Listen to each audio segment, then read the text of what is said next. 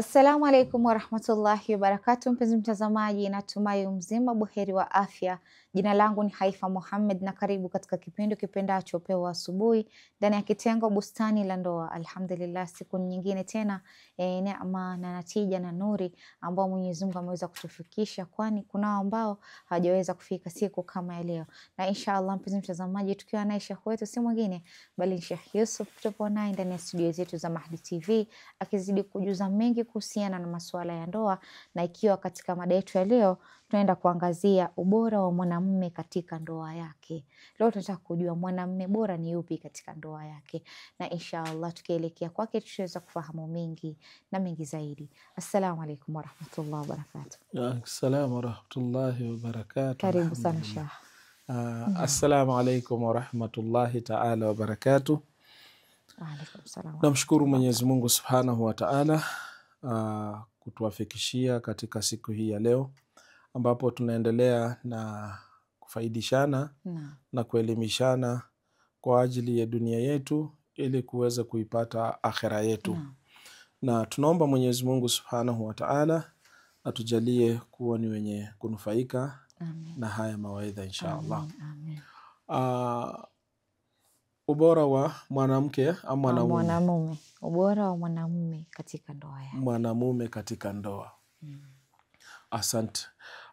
Hili ni swala muhimu zaidi ambalo tunahitaji kuweza kulizingatia ili mtu kuweza kukamilika. Mwenyezi Mungu Subhanahu wa Ta'ala ametueleza wazi ndani ya Qur'ani. Nasema katika ishara yake, katika ishara zake ni kwamba amekuumbieni nyinyi wanaume katika nafsi zenu wake ili mpate utulivu. Kwa hivyo kwanza Mwenyezi Mungu Subhanahu wa Ta'ala anaonyesha ni namna gani maisha ya mwanadamu yanavyokamilika. Na ni vipi mwanadamu anapata utulivu. Mwanaume ili aweze kukamilika na aweze kupata utulivu ni lazima awe na mwenza wake ambaye huyu atakuwa ni mwenye kumpa utulivu, na ni yule ambaye atakuwa anamuelezea siri zake, na yule ambaye atamtunzia pia familia yake. Ndoa imesisitizwa zaidi katika Uislamu, na ikifikia umri fulani mwanaume anaambiwa hii umri ambao umefikia ndio umri ambao unafaa zaidi wewe kuingia katika maisha ya ndoa.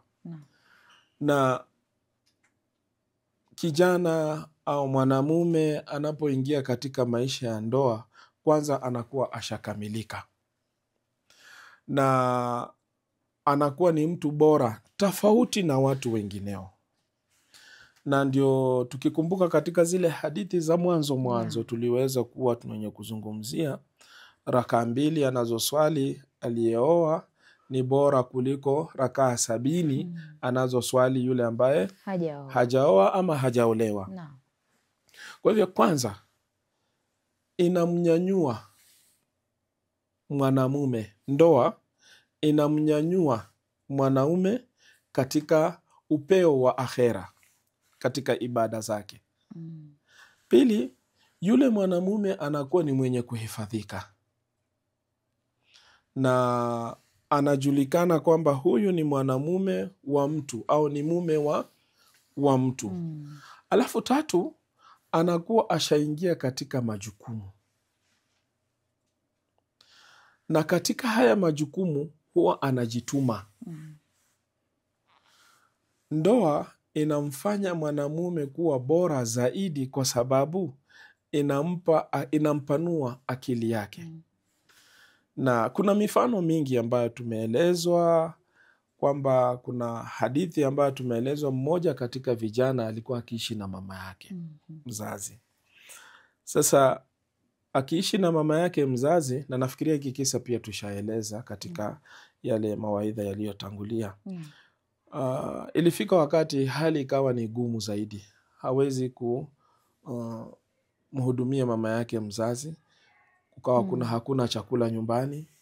Huyu kijana akaenda kwa Mtume kwa lengo la kwamba mtume aweze kumpatia chochote ambacho ako nacho.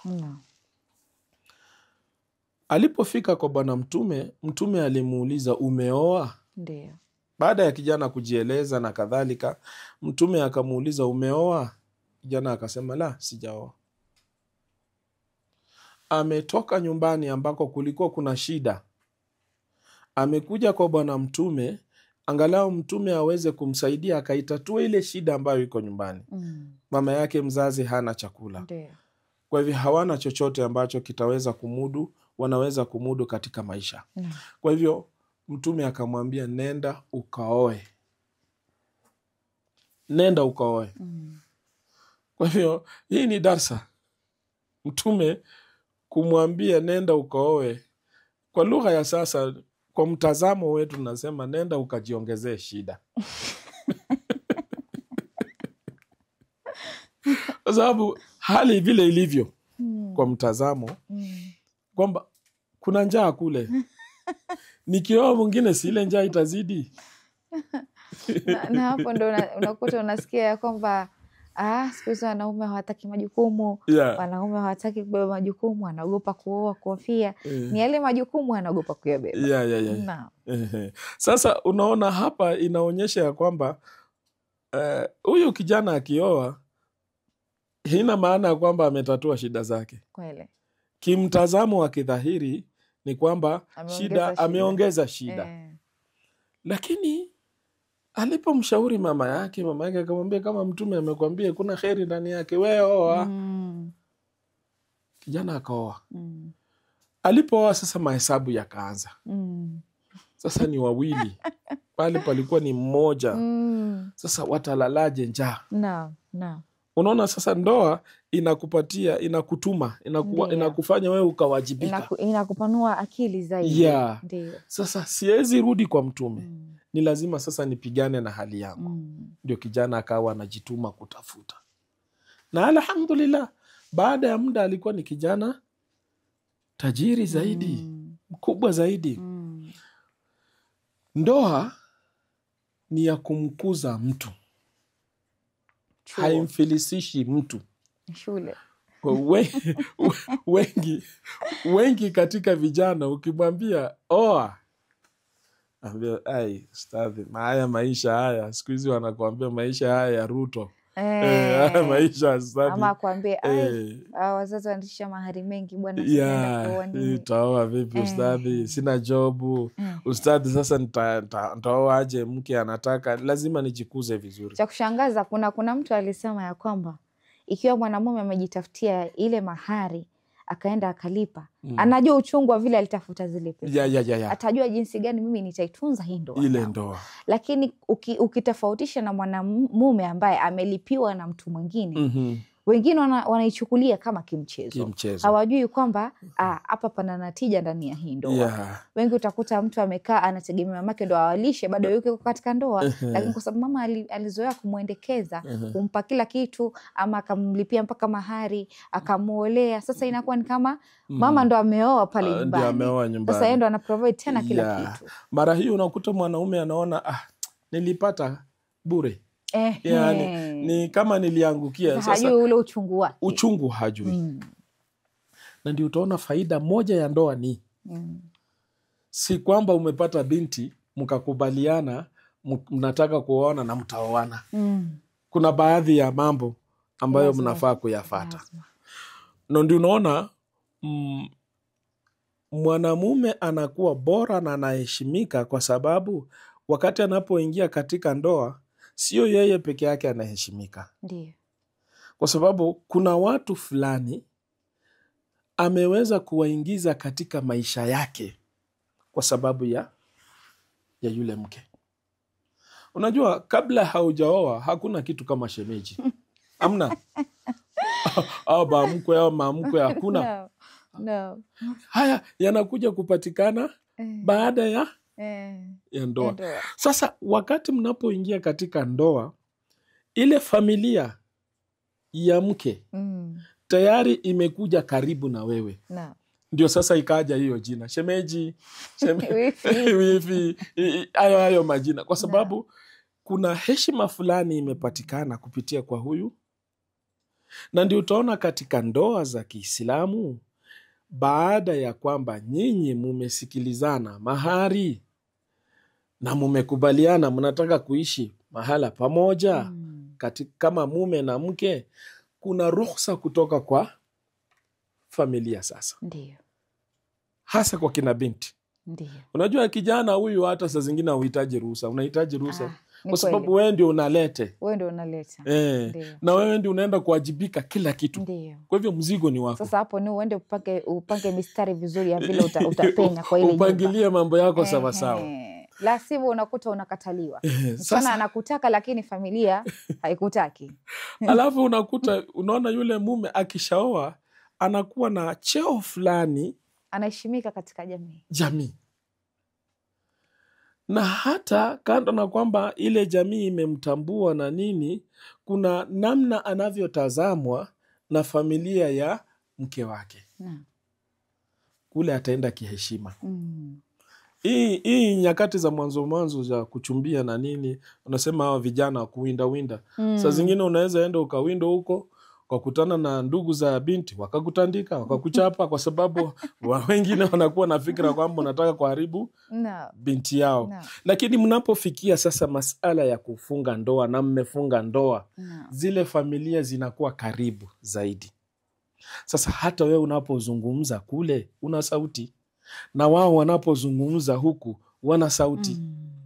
Sasa moja katika mambo ambayo yanamnyanyua mume na anaonekana ni mtu bora katika maisha ni kuunganisha hizo familia. Kwa sababu ndoa haikuji kwa sababu ya watu wawili peke yake. Inaunganisha takriban familia nzima.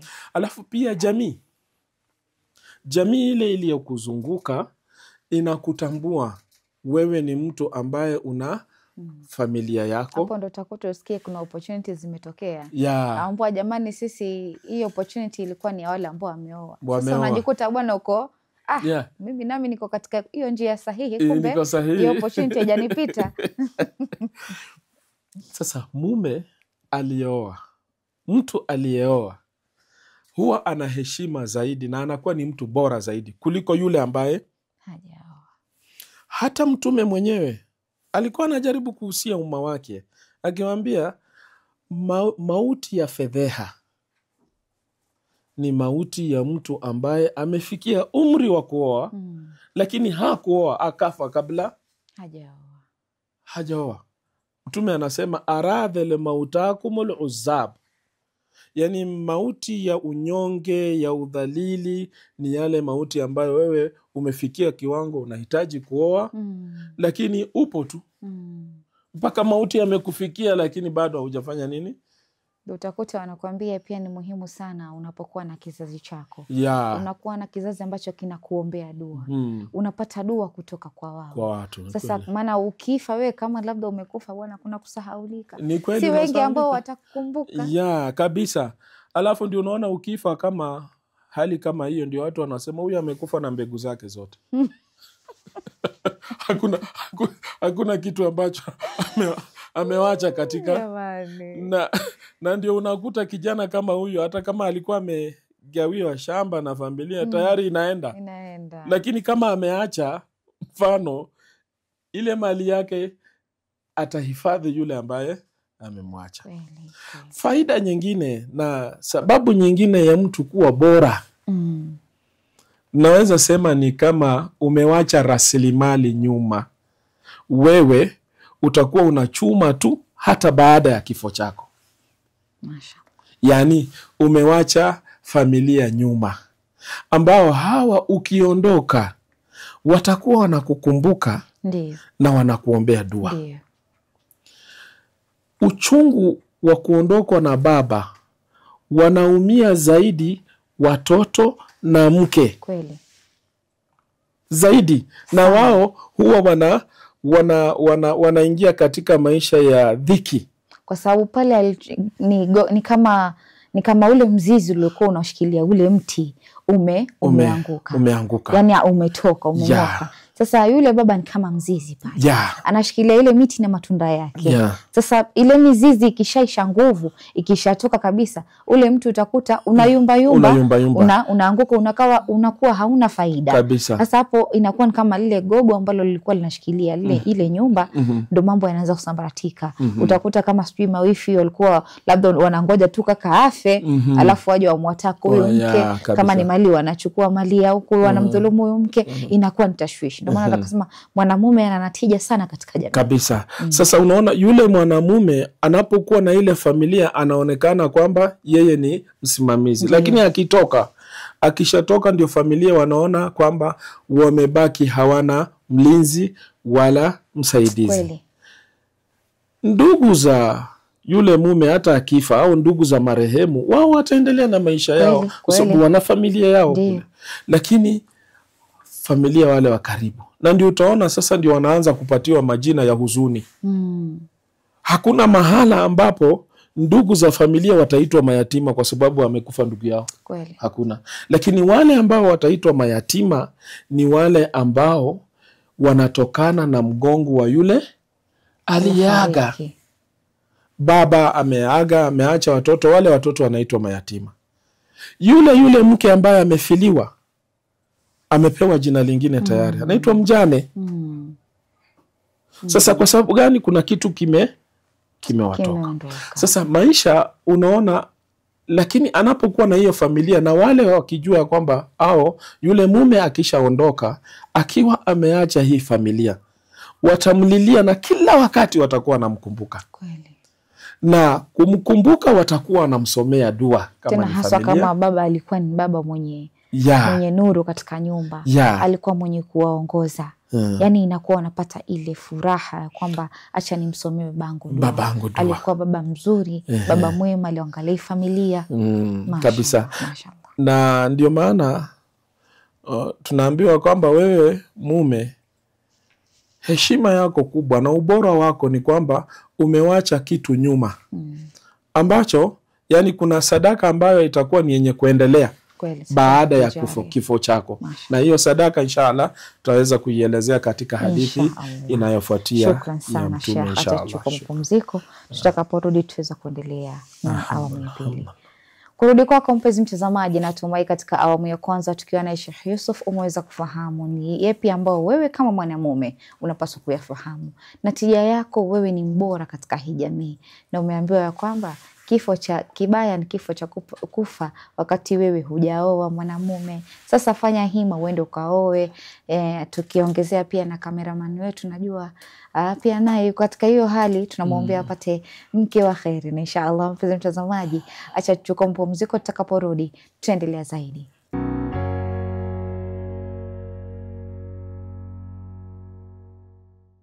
Assalamu alaikum warahmatullahi wabarakatuh. Mpenzi mtazamaji, karibu tena katika awamu ya pili ya kipindi kipendacho Pewa Asubuhi ndani ya kitengo Bustani la Ndoa, tukiwa na Sheikh wetu Sheikh Yusuf akizidi kukuelezea mengi, kukudadavulia mengi, kukujuza mengi, na hayo yote ni kuhusiana na masuala ya ndoa. Na katika mada yetu ambayo ni halisia na nzuri, tunayozungumzia ubora wa mwanamume katika ndoa ni upi, na inshallah tukielekea kwake tutaweza kufahamu mengi na mengi zaidi. Naam, karibu tena Sheikh. Assalamu alaykum wa rahmatullahi ta'ala wa barakatuh. Wa alaykum assalam wa rahmatullahi. Alhamdulillahi rabbil alamin. Tumeeleza wa mapana ubora wa mwanamume katika ndoa. Na tumeeleza kwanza ni kwamba anapata heshima kubwa. Ndiyo. Na pili, yeye ndio kiungo muhimu ambacho kinaunganisha familia za pande zote mbili. Na kisha tukawa ni wenye kusisitiza kwamba ni moja katika mambo ambayo yanamfanya mtu kukamilika. Mwanaume hawezi akakamilika bila mwanamke, na mwanamke pia hawezi akakamilika bila mwanaume, sababu hizi ni jinsia mbili ambazo zimeumbwa na Mwenyezi Mungu Subhanahu wa Ta'ala, akahimiza ziweze kupatana na kuwa kitu kimoja. Ndiyo. Na pia tukawa ni wenye kueleza ya kwamba miongoni mwa mambo ambayo yanamfanya huyu mume kuwa bora ni kwamba hata baada ya kifo chake ataendelea kuwa bora. Kweli. Na atakuwa anakumbukwa na familia, na familia wale watakuwa wanamuombea dua, kwa sababu alianzisha maisha yaliyo mazuri na akatengeneza msingi ulio mzuri. Sasa swali linaweza karudi kwa vijana ambao mpaka sasa hivi wamefikia umri wa kuoa, lakini mpaka sasa hawajaoa, na mabinti pia, ingawaje darasa yetu inawahusu wanaume zaidi. Swali ni kipi kinachokufanya mpaka sasa hivi ufanye nini usije ukaoa? Kwa sababu unakamilika kwa mke. Na swali inakuja ni kwa sababu umekosa mali, ni kwa sababu ya mali? La, hiyo sio sababu kubwa ya wewe kutofunga ndoa. Na ili uweze kuwa ni mtu mwenye kuheshimika, na ndio tukaeleza ya kwamba uache nyuma kile ambacho au sadaka ambayo itaendelea. Hadithi ya Bwana Mtume sallallahu alayhi wa alihi wasallam, ambayo mara nyingi tunaisoma hata kwenye madrasa, wanasema ya kwamba mwanadamu akifa matendo yake yote ukatika. Yote. Na hii ni kawaida ya maisha. Yani unapoondoka katika duniani, mawasiliano yako na wale ambao wanaishi katika dunia hamna tena. Kama ni mali ya dunia utaiwacha. Kwa hivyo hautaenda na mali. Kwa hivyo Mtume anasema idha mata ibnu Adam, mwanadamu anapokufa, inqata amaluhu, matendo yake yote huwa yanakatika, isipokuwa anabaki na mambo matatu. Kwanza anasema as-sadaqatul jariya, sadaka yenye kuendelea. Umetengezea watu barabara, kile kitu ambacho sadaka yenye kuendelea ni kile kitu ambacho kitaendelea, hakitakwisha. Umetengeneza barabara, umetengeneza msikiti, umechimba kisima, umepanda mti wa matunda. Wengine wanafikiria ni kutengeneza vitu vikubwa hivi vinahitaji hela nyingi. Panda, hata kama una uwezo wako, panda mti wa kivuli. Utaleta kivuli, na kuna matunda utatoa, ndege watala, binadamu pale watala, na ile sadaka inazidi. Hiyo ni ya pili. Tatu wanasema waladu swaleh, mtoto mwema ambaye amewacha huku nyuma, anamuombea. Sasa ina maana ya kwamba wewe ushaweka rasilimali yako huko, hata baada ya kifo chako dua zinakufikia. Unaendelea kupata msamaha wa nani? Wa Mwenyezi Mungu Subhanahu wa Ta'ala.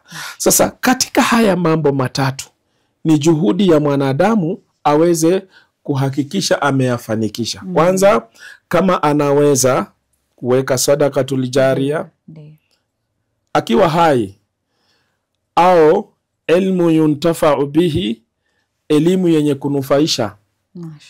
Ukiona mashekhe waliofundisha wanafunzi wengi na kadhalika, hata shekhe akiondoka unasikia yule alikuwa shekhe wangu, Mwenyezi Mungu amrehemu. Dua. Yani ama ameandika kitabu, kile watu wanaposoma kile kitabu anapata thawabu. Yule mwanafunzi anapoendelea kufundisha wengine, zile thawabu pia zinamwendea. Ilmu yuntafa'u bi, elimu yake ndio ambayo watu wanafaidika. Kwa hivyo anazidi kupata. Na huyu mtoto mwema ambayo ni ya tatu, hii mwanadamu tukiweza, kadri tunavyoweza, tujitahidi tuweze kuweka hizi sadaqatul jariya, zitatusaidia. Sasa mtoto mwema anapatikana wapi? Anapatikana kwenye ndoa. Na analetwa na mwanaume. Yule mwanaume akimtunza yule mtoto vizuri, heshima yake inaendelea kuwa. Ingawa ni watoto wote watamuombea, hata binti anakuombea. Baadhi wengine wanasema sio hapa ni mtoto wa kiume peke yake, sio mabinti pia dua zao wanaomba. Na pia hadithi walisema ya kwamba ni mtoto wa kwanza pia akiwa wa kike, ina neema yake. Alafu pia alhamdulillah, ukisoma Uislamu Mashallah. Unakupa raha. Wanasema ukimlea mtoto wa kike akafikia umri wa kuolewa, yani umemlea mpaka ukamaliza majukumu yako na akapata sehemu ambayo anahitaji nzuri, we moja kwa moja ni peponi. Mashallah. Na ndio wakasema ya kwamba siku zote watoto wa kike wanaweza kuwa sababu ya baba zao kuingia peponi. Kwa sababu wao ndio wanakamilisha jamii kule. Na bila wao, na ndio unaona sana sana wakati mwingine hata sisi wanaume wakati mwingine tunaona ghera. Kwa sababu utakuta hawa wamepewa cheo kikubwa sana. Bado yeye ni mama. Yeye ni mama, pepo yuko chini. Mashallah. Wana daraja ambayo nafikiria hata Qur'ani ikashuka sura mzima ikaitwa ni yao, Suratun Nisa. Sasa utaona thamani ambayo wamepatiwa. Kwa hivyo hali hii inavyotokea wewe ukaingia katika yale maisha ya ndoa, unakuwa na heshima yako. Na watu wanakuheshimu. Alafu pia hata zamani katika mila zetu za nyuma, unaambiwa mababu walikuwa wakiitana mkutano, kijana ambaye hajaoa hawezi hudhuria ule mkutano. Ama kijana akihudhuria ule mkutano hawezi toa maoni. Hawezi toa maoni. No. Kwa nini? Wanamuona hafai, hajakamilika. Ni kweli hujakamilika kweli, kwa sababu umewacha pea yako mahala. Kweli. Kipande chako umekiwacha mahala fulani. Kwa hivyo unapoingia katika maisha ya ndoa ni lazima, na ndio unaona wakati mwingine hata tunahimizwa wale ambao wanataka kupata daraja katika kazi na cheo na maisha mazuri, ni wale ambao wanaingia wako kwenye maisha ya ndoa. Kwa hivyo ndoa inamtunza mume. Mwanaume anakuwa ni mwenye kuheshimika kwa ajili ya ndoa. Kando na kwamba kwa ile ndoa amevuta watu wengi wakawa pembezoni mwake, kwamba ile ndoa pia inamfanya yeye kuonekana ni mtu mzuri. Na hata ukija katika ibada wanasema ndio tuna maimamu wanaweza wakasalisha na nini na kadhalika, na ubora zaidi hata yule ambaye hajaoa anaweza akaswalisha swala ya jamaa. Lakini ladha ya ile swala ni aswalishe yule ambaye mfano ameoa. Kwa nini? Kwa sababu ya zile thawabu za rakaa. Kwa sababu ya zile thawabu za rakaa mbili. Rakaa mbili anazoswali aliyeoa ni bora kuliko rakaa 70. Ina thawabu zaidi. Wallahi tunashukuru Mwenyezi Mungu Subhanahu wa Ta'ala aliyetujalia kuwa Waislamu na tukaweza kuzingatia sunna za Bwana Mtume Muhammad sallallahu alayhi wa alihi wasallam, kwa sababu yeye ndiye ametuhimiza na kusema ukamilifu wa mwanaume ni ndoa na ukamilifu pia wa mwanamke ni ndoa. Na kwa ajili hii kuingia peponi kwa urahisi ni ndoa pia, kwa sababu anasema man tazawaja, yule ambaye ameoa amehifadhi nusu ya dini. Kwa tu tayari uko na nusu ya dini. Ushamaliza patia. Ni kwa nini? Ni kwa sababu ile ndoa inakuondoshea dhiki nyingi za kuweza kufikiria mambo mengi. Na wengine ndo maana na hadaa za kidunia. Kabisa. Na wengine ndo wakasema ya kwamba kama hujaoa unakuwa kuna upungufu wa akili. Hujaoa anakuwa hayuko sawa.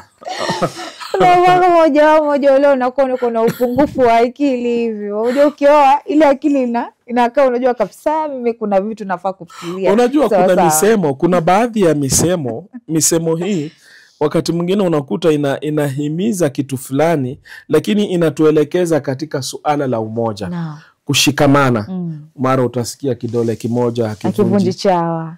Umoja ni nguvu, utengano ni udhaifu. Sasa we bado unaishi peke yako mmoja wewe. Unataka nguvu, unataka utukuke vipi? Unataka heshima ipi? No. Umemwacha mwenzako. Sasa ili kukamilika wewe ni wewe uwe na mwenzako ambaye atakushauri na wewe utamshauri. Wallahi maisha ya ndoa wakati mwingine unaweza toka kazini umechoka, ukijituliza tu hivi unapata mtu anakukanda. Unaona kweli niko katika zile shida zao zote za kazi na nini.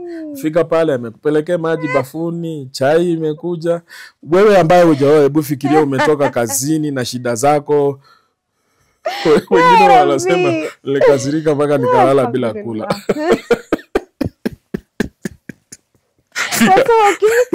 Afika vyombo vichafu, ajui atatoa wapi maji. Ili nadhani jamani cameraman alipata vizuri hili swala. Wallahi ni jambo la kusikitisha na pia la kuchekesha. Kwa sababu ukiangalia ndio sawa, kwa sababu wewe umeamua kuwa single, sio? Lakini ukifika upati ile treatment ya mwenye kupata. Wengine wanawaita wahuni. Yani unasikia mtu anaishi maisha ya kihunihuni, yani aeleweki, nyumba yake haijakuwa sawa, mavazi yake sio sawa, yeye hayuko sawa, yani taratibu hayuko katika ndio maana wengine akaambiwa akioa jamani utamwangalia mwanaume useme na siku hizo umeamua kung'ara. Bwana siku hizo bada ameng'ara, ukiangalia anazidi kuwa mweupe, angalau rangi ana glow kwa sababu akona mtu anayemwangalia kule nyumbani.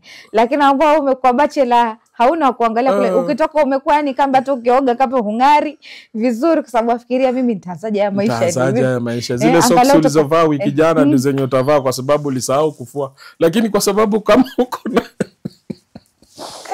alhamdulillah kama uko na kukulinda. Unajua wakati mwingine wanaume katika maisha ya ndoa na wake zao wanakuwa kama watoto.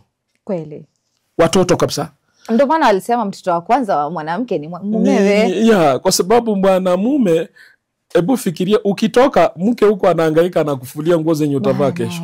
Anaangalia nitampigia pasi. Sijui atakula nini. Ni mtoto. Ni mtoto. Sasa mtoto lazima ang'are kila wakati. Sasa ukiwa na katika maisha ya ndoa daima ndio utaona mtu aliyeoa amebadilika. Afika kwa genge, ameenda kwa genge ambwa siku hizi bwana Jafar vipi uko sawa? Siku hizi ambwa jiko bwana wewe.